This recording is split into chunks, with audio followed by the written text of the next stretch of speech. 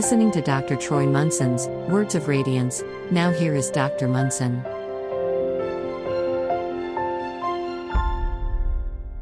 Hello and welcome. I'm Dr. Troy Munson. Having children teaches me so much. Let's just begin there. In our lives, we'll have these injuries, accidents, things that we've done to ourselves, basically to cause ourselves pain. And we say, well, I would never do anything to cause myself pain. Well, while that is true, we do inevitably do things that cause us pain. Let me give you an example.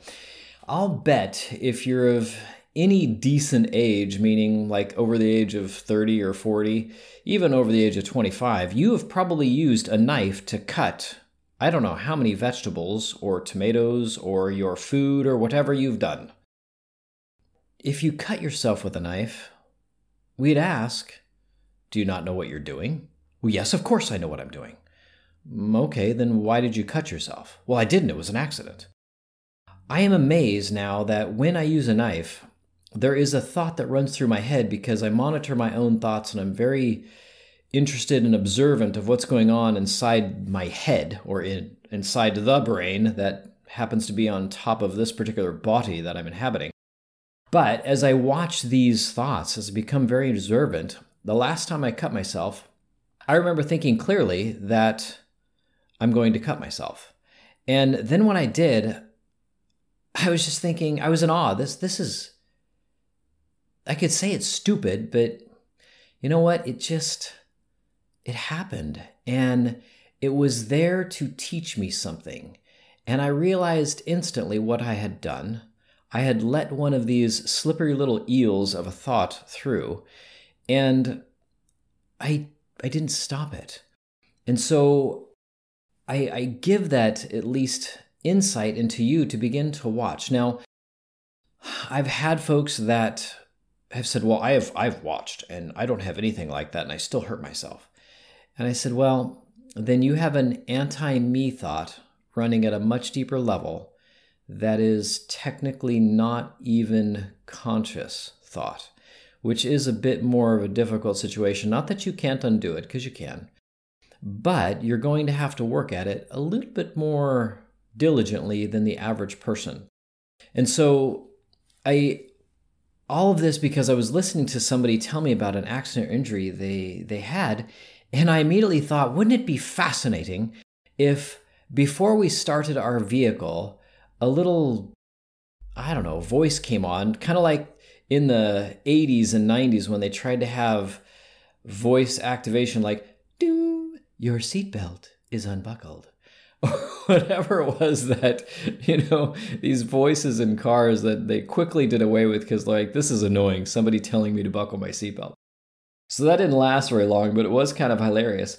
But to start your car, you had to affirm that your primary directive was joy, peace, and happiness. Imagine you start your car and you're not monitoring your thoughts and you're kind of disgruntled by whatever you've seen on television or on your phone or that happened in your house, and now you're driving.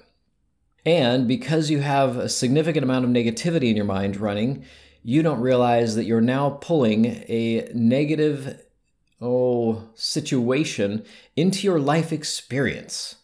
And so thus you get in a motor vehicle crash.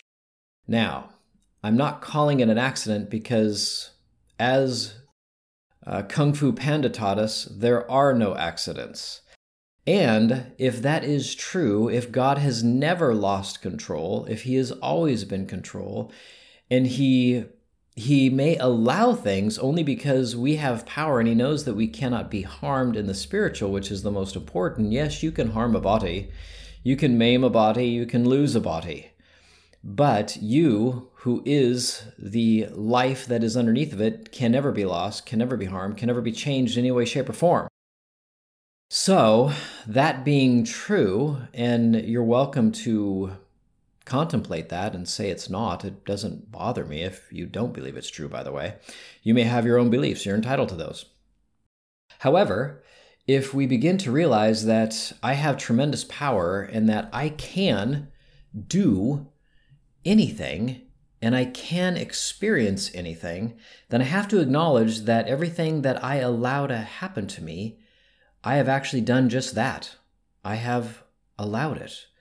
I have brought it into my experience in order to, for whatever purpose, to experience.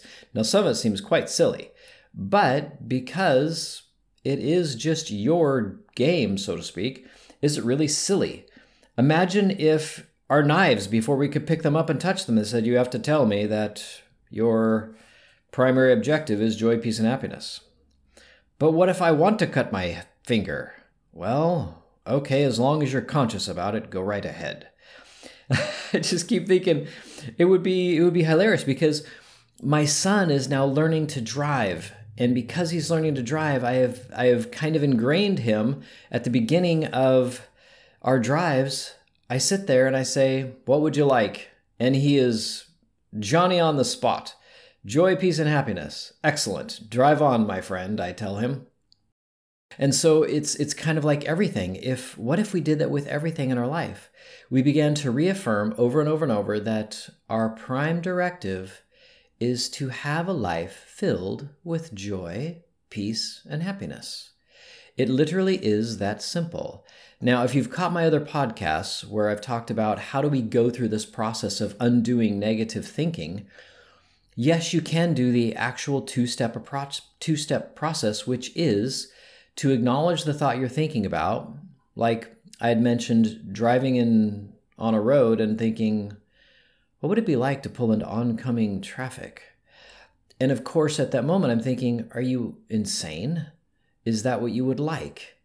And immediately I answer, no, that is not what I would like. Excellent, I say. What would you like? I would like to arrive at my destination joyfully, peacefully, and happily. Then you shall. And so as we begin this process, you can take every single thought. And again, if you do it all throughout the day, then kudos to you. But for most of my clients, I'm going to recommend pick 5 minutes. I know that's asking a lot out of your day, but this is something that will benefit you forever and ever and will become automatic, and you don't have to take 5 minutes anymore. But as you watch your brain for 5 minutes, you might set your alarm on your phone to go off every 10 seconds so that you only allow your brain to get about 10 seconds in before it sucks you into a thought that you think you probably should have to give some consideration to, and now you're lost deep in thought. But instead of doing that, I want you to practice beginning to release every single thought that you have. And just do it for 5 minutes. If you make 2 minutes, fine. You're not allowed to beat yourself up. But even just 2 or 3 times to do it and recognize that, you know what, I can catch a thought.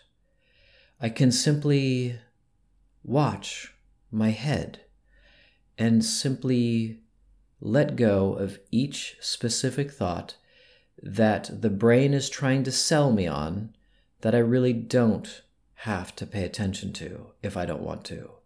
Now, maybe a thought comes up, you're like, yeah, but that's important. Okay, write it down. Contemplate it later. But as you'll start to realize, as I've realized, no thought is important.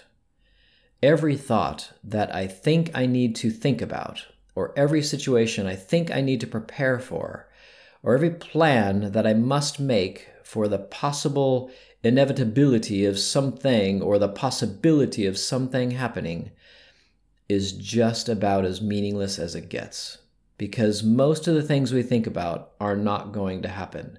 So why entertain them? Why not return your mind to a state of peace, to a state of high joy, to a state of perfect love, when it's just witnessing everything around you in its totality, without judgment, without mental labeling, without a commentator running through your mind constantly. That is not the way to peace, joy, and happiness, if that is your aim. But you probably wouldn't be on this podcast or listening to this if it wasn't. So kudos to you. Now, anybody who's been through a significant amount of life trauma is probably wanting something different than what they've been getting. And so for you, if this is a first time listening to this, you're like, I've never heard anything like this. Then, my gosh, thank you. I'm just going to say thank you to you because you found this at a point when you were ready to hear it.